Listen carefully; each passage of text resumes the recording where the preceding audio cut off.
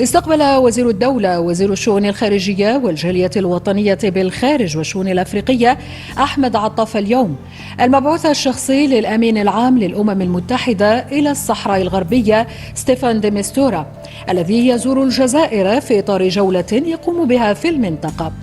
وسمح هذا اللقاء باستعراض المساعي الرامية للدفع قدما بالمسار التفاوضي حول قضية الصحراء الغربية بهدف إيجاد حل سياسي مقبول من قبل طرفي النزاع المملكة المغربية وجبهة البوليساريو بما يتوافق مع ميثاق الأمم المتحدة ويكفل حق شعب الصحراء الغربية في تقرير المصير.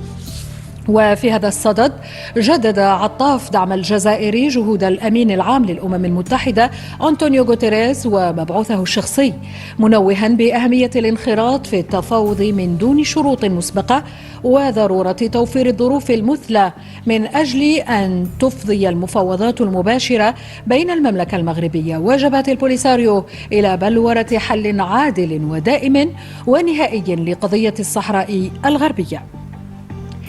كما أكد وزير الدولة على الدور المحوري الذي تضطلع به بعثة الأمم المتحدة لتنظيم الاستفتاء في الصحراء الغربية المينورسو في استقرار المنطقة، مشددا على موقف الجزائر الثابت الداعي لاحترام قرارات الشرعية الدولية المتعلقة بملف الصحراء الغربية والتعامل معها باعتبارها قضية تصفية